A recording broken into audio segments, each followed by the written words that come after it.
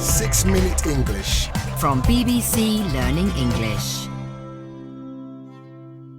Hello, welcome to 6-Minute English. I'm Rob. And I'm Catherine. So, Catherine, how long do you spend on your smartphone? My smartphone? Not that long really, only about 18 or 19 hours. No, sorry, I meant in a day, not in a week. That's what I meant too, Rob, a day. Oh, wow. So you've even got it right here? Yeah? Yep, got it now, Rob. Yes, I should actually tell you that I suffer from FOMO. FOMO. FOMO, fear of missing out. Something cool or interesting might be happening somewhere, Rob, and I want to be sure I catch it. So I have to keep checking my phone to make sure, I don't miss out on anything. So we could call you a fubber. Hello? I said, so you're a fubber, someone who ignores other people because you'd rather look at your phone. Yeah, that's right. Yeah. Sounds like you have a bit of a problem there, Catherine, but you're not the only one. According to one recent survey, half of teenagers in the USA feel like they're addicted to their mobile phones.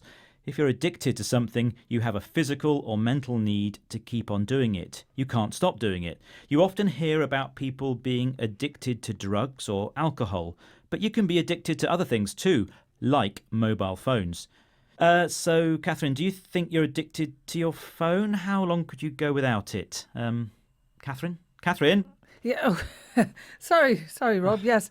Well, I think if I went more than a minute, I'd probably get sort of sweaty palms and I think I'd start feeling a bit panicky. Oh dear. Yeah. Well, if I can distract you just for a few minutes, can we look at this topic in more detail, please?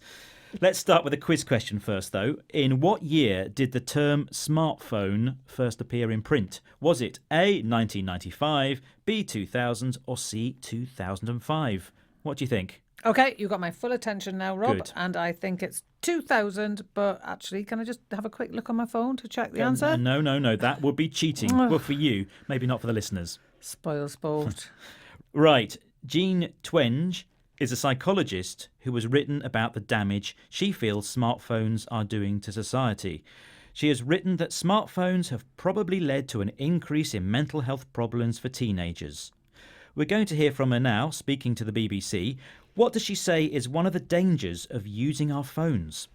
I think everybody's had that experience of reading your newsfeed too much, compulsively checking your phone if you're waiting for a text, or getting really into social media and then kind of looking up and realizing that an hour has passed.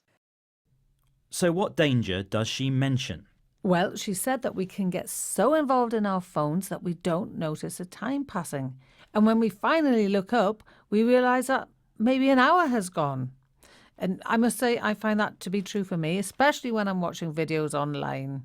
They pull you in with more and more videos, and I've spent ages just getting lost in video after video. Well, that's not a problem if you're looking at our YouTube site, of course. There's lots to see there. Yeah, BBC Learning English, no problem. You can watch as many as you like. Well, she talks about checking our phones compulsively. If you do something compulsively, you can't really control it. It's a feature of being addicted to something. You feel you have to do it again and again. Some tech companies, though, are now looking at building in timers to apps, which will warn us when we have spent too long on them. Does Jean Twenge think this will be a good idea? It might mean that people look at social media less frequently and that they do what it really should be used for, which is to keep in touch with people, but then put it away and go see some of those people in person or give them a phone call. So, does she think it's a good idea? Well, she doesn't say so directly, but we can guess from her answer that she does, because she says these timers will make people spend more time in face-to-face interaction, which a lot of people think would be a good thing. Yes, she said we should be using it for keeping in touch with people, which means contacting people, communicating with them, and also encouraging us to do that communication in person.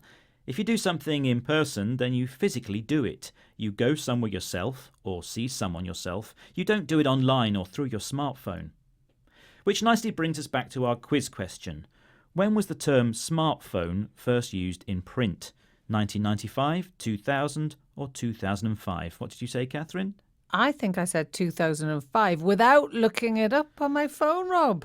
That's good to know, but maybe looking at your phone would have helped because the answer was 1995. But well done to anybody who did know that. Yeah, or well done to anyone who looked it up on their phone and got the right answer.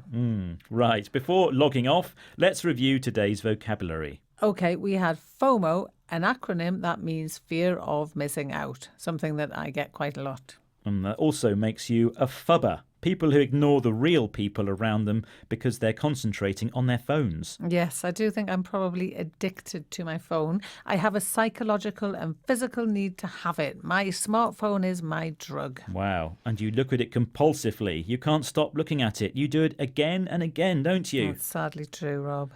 To keep in touch with someone is to contact them and share your news regularly. And if you do that yourself by actually meeting them, then you're doing it in person. And that brings us to the end of today's programme.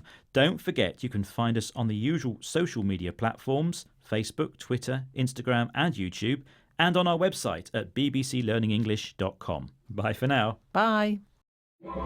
6 Minute English. From BBC Learning English.